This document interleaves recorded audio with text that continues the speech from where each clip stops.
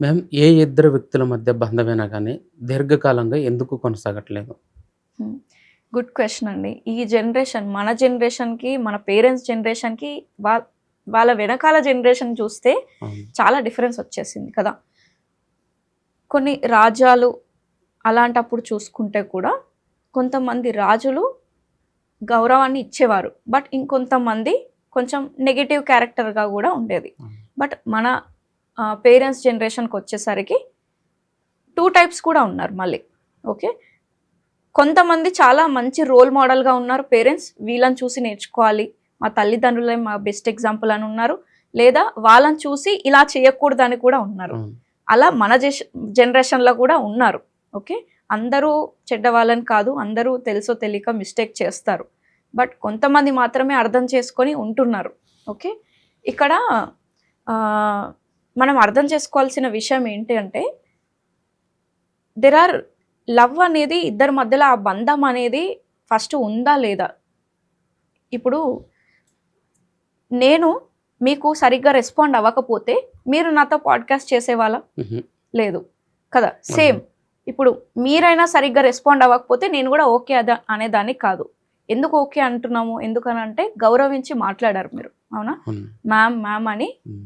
నిన్నటి నుంచి మీరు అంటున్నారు. అవును. అలా రెస్పెక్ట్, అలా కాల్స్ రిసీవ్ చేశారు. నేను గూడా అలా యాక్సెప్ట్ చేశాను. ఓకే. ఇప్పుడు నేను కూడా అవునండి అని మాట్లాడితే మీరు రిసీవ్ చేసుకుంటున్నారు. ఓకే. ఏ బంధమైనా సరే ఫ్రెండ్‌షిప్ అంటే ఇద్దరు వ్యక్తుల మధ్య అయినా, భార్యాభర్తల మధ్య అయినా, తల్లిదండ్రుల మధ్య అయినా కూడా, పిల్లల మధ్య అయినా కూడా అందరికీ ఒకటే రెస్పెక్ట్. ఓకే. అందరూ ఎవరైనా సరే ఒక మనిషితో ఎందుకు ఉండడానికి ఇష్టపడతారని అంటే వాళ్ళు మిమ్మల్ని రెస్పెక్ట్‌ఫుల్‌గా ట్రీట్ చేస్తున్నారు కాబట్టి. ఆ రెస్పెక్ట్ అనేది చాలా పెద్ద మ్యాటర్. ఓకే. మీ పిల్లలు మారాలి అని అనుకుంటే మీరు వాళ్ళతో రెస్పెక్ట్‌ఫుల్‌గా ఉండండి. కొట్టడం, తిట్టడం కాకుండా వాళ్ళని కూడా గౌరవించి మాట్లాడండి. వాళ్ళు కూడా ఆటోమేటిక్ మీకు గౌరవం ఇస్తారు.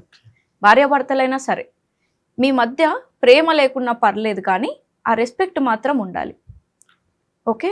మీ మధ్య అండర్‌స్టాండింగ్ లేకపోయినా పర్లేదు కానీ ఆ రెస్పెక్ట్ మాత్రం ఉండాలి. ఆ రెస్పెక్టే రేపొద్దున మీ ప్రేమని మళ్ళీ రీక్రియేట్ చేస్తుంది. మళ్ళీ మీ పైన లవ్‌ని పుట్టిస్తుంది ఆ రెస్పెక్టే. బట్ వన్స్ రెస్పెక్ట్ పోతే మాత్రం ఇంకా జీవితాంతం ఆ మనిషి ముఖం కూడా చూడాలనిపించదు. అవునా? బట్ చాలామంది ఏం చేస్తున్నారు ఇంట్లో హౌస్ వైఫ్‌ని మెయిన్‌గా ఓకే. టార్గెట్ చేసి మాట్లాడతారండి ఇంట్లో. నువ్వు హౌస్ వైఫీ అంటే ఒక డిఫరెంట్ మీనింగ్ క్రియేట్ చేసుకున్నారు. వాళ్ళకి తెలీదు అసలు ఆ హౌస్ వైఫ్ రోల్ ఎట్లా ఉంటదనేది తెలీదు కాబట్టి వాళ్ళు చూడరు కాబట్టి అలా బిహేవ్ చేస్తుంటారు. పొద్దున్న లేచి నుంచి లేవగానే అన్నీ రెడీ చేసి పెడుతుంది. ఒక పని మనిషి కాదు. మీరు సాలరీ ఇవ్వట్లేదు. ఎందుకు చేస్తుంది? మీ పైన ప్రేమ ఉంది కాబట్టి. మీ మీద ఒక గౌరవం ఉంది కాబట్టి. ఎప్పుడైతే ఆ ప్రేమ చచ్చిపోయినా, ఆ రెస్పెక్ట్ చచ్చిపోయినా, ఆ ఇల్లు ఎలా ఉంటదంటే ఏమంటారు ఒక శ్మశానమే ఇంకా. సో, అందుకే ఆడవాళ్ళని అర్థం చేసుకోవడం అది మీరు అనుకుంటే అది చాలా ఈజీ. ఫస్ట్ అంటే మీరు ప్రయారిటీ ఇస్తే మీకు అర్థమవుతుంది. లేవగానే స్నానం చేసి, బ్రష్ చేసి, డ్రెస్ వేసుకొని, ల్యాప్‌టాప్ పట్టుకొని వెళ్ళిపోవడం. మళ్ళీ నైట్ ఎప్పటికో వచ్చి తినేసి పడుకుంటే ఎట్లా అర్థమవుతుంది ఇంట్లో ఉన్న వాళ్ళది? ఇంట్లో ఎన్ని పనులుంటాయి. ఒక సండే రోజు చేసి చూడండి మీరు. సండే అయితే మీరు ఫ్రీగా ఉంటారు కదా! ఆ ఒక్కరోజు సండే తనకిచ్చేసేయండి. రెస్ట్ తీసుకోమని ఒక్కరోజు చేయండి డైలీ. ఆ వుమెన్ వాల్యూ అనేది మీకు అప్పుడు అర్థమవుతుంది.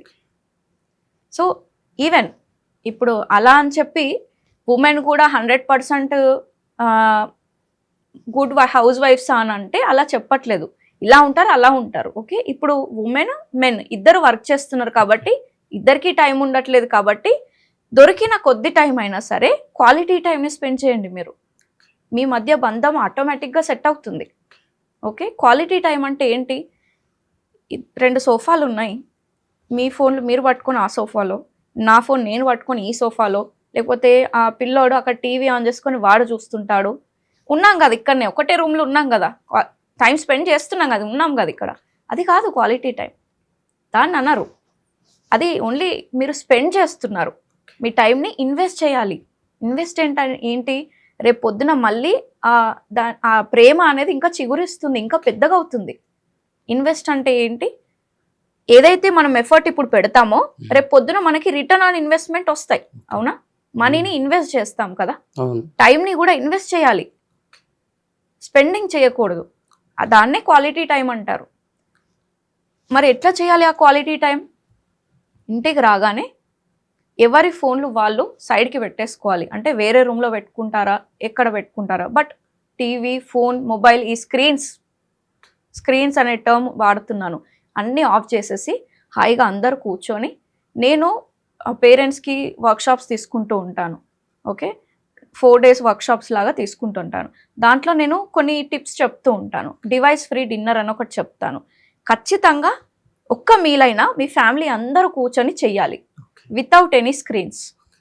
అది చాలా మంచి బాండింగ్ ఏర్పడుతుంది. ఇంట్లో ఉన్న వాళ్ళందరూ, ఓన్లీ హౌస్ వైఫ్ హస్బెండే కాదు, పిల్లలు, ఇంకా గ్రాండ్ పేరెంట్స్, ఇన్లాస్, పేరెంట్స్ ఎవరున్నా సరే అందరూ కలిసి కూర్చునే తినే ఆ ఎన్విరాన్మెంట్ చాలా డిఫరెంట్ ఉంటుంది. అవునా? చిన్నప్పుడు మనం కూడా చూసేవాళ్ళం, డాడీ వచ్చేదాకా వెయిట్ చేసి వచ్చాకనే అందరం కలిసి కూర్చునేది. అందులో ఎంత ప్రేమ ఉంది చూడండి. బట్ ఎవరిది వాళ్ళు, ఎవరికి టైం ఉంటే వాళ్ళు, హస్బెండ్ లేట్ వస్తే వైఫ్ తినేసి పడుకుంటుంది. ఓకే, హస్బెండ్ కూడా లేట్ వచ్చి లేకపోతే పార్టీకి వెళ్ళొచ్చో కొంచెం అతను పెడతాడు, హస్బెండ్ తిన్నాక వైఫ్ తింటానంటుంది, పిల్లలు తిన్నాక తింటానంటుంది హౌస్ వైఫ్, అందరితో పాటు తినదు తను. బట్ మేక్ షూర్ మీ వైఫ్ని కూడా కూర్చోబెట్టి తినమనడం, అది కూడా రెస్పెక్టే. రోజంతా కష్టపడి మీకోసం చేస్తున్నప్పుడు తన గురించి కూడా మీరు ఆలోచించాలి కదా. ఫస్ట్ మీరు తినడం కాదు, అందరు కలిసి కూర్చొని ఎవరిది వాళ్ళు సర్వ్ చేసుకుంటూ, ఒకరినొకరు సర్వ్ చేసుకుంటూ తింటేనే అందులో లవ్ అనేది ఉంది, ఆ రెస్పెక్ట్ అనేది ఉంది. కానీ ఇప్పుడు చేయట్లేదు. ఎందుకంటే టైం లేదు ఎవరికి. టైం ఎందుకు లేదు? ఒక పర్సన్, ఇప్పుడు మీరు కాల్ చేశారు ఎవరైనా పర్సన్కి, ఏదో పని ఉండి కాల్ చేశారు, లేదు బిజీగా ఉన్నా నేను తర్వాత చేస్తాను అంటాడు. మళ్ళీ రేపు పొద్దున కాల్ చేశారు, లేదు బిజీగా ఉన్నాను అంటాడు. ఎందుకు? అతను నిజంగా బిజీగా ఉండి కాదు, నిజంగా బిజీ ఉన్నాడని కాదు, నీకు ప్రయారిటీ ఇవ్వట్లేదు. అర్థమవుందా? ఇప్పుడు ఆఫీస్లో ఉన్నప్పుడు, మీటింగ్స్ అవుతున్నప్పుడు, ఏదైనా వర్క్ చేస్తున్నప్పుడు, ఇంట్లో పిల్లలు కాల్ చేసినా, వైఫ్ కాల్ చేసినా ఏమంటారు? నేను బిజీగా ఉన్న, కాల్ నేను తర్వాత చేస్తా, పెట్టే అని అంటారు కదా. ఎందుకంటే వర్క్కి ప్రయారిటీ ఇస్తున్నారు మీరు. అదే సేమ్ థింగ్ ఇంట్లో కూడా అప్లై చేయండి. ఇంట్లో వాళ్ళకి ప్రయారిటీ ఇచ్చి ఆఫీస్ నుంచి ఎప్పుడైనా కాల్ వచ్చినప్పుడు అలాగే చెప్పి పెట్టేసేయండి మరి.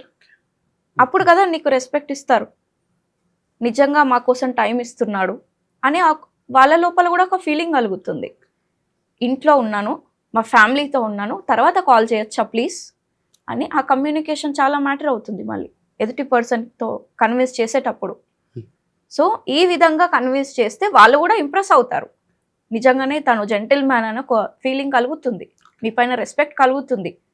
ఆ టైంలో ఆ వర్క్ జరగకపోయినా పర్లేదు, హీఈస్ అ జెంటిల్ మ్యాన్, ఫ్యామిలీతో కూడా టైం స్పెండ్ చేస్తున్నాడు అని అర్థం చేసుకుంటారు ఎదుటి పర్సన్ కూడా. వాళ్ళు నెగిటివ్ పర్సనే అనుకోండి, ఎలాగైనా మిమ్మల్ని తిట్టాలి అనే ఇంటెన్షన్తో ఫోన్ చేశారు అనుకోండి, మీరు ఏం చేసినా తిడతారు. బట్ అలాంటి వాళ్ళతో ఉండడం కన్నా వదిలేయడం బెస్ట్ కదా. మనల్ని అర్థం చేసుకునే వ్యక్తులే మన లైఫ్లో ఉండాలి. ఒకవేళ చేసుకోవట్లేదు అంటే లీవ్ ఇట్ దెమ్. అది ఎవరికి ఎలాంటి ప్రయారిటీ ఇస్తున్నారో దాన్ని బట్టి రిలేషన్స్ అనేటివి ఉంటాయి.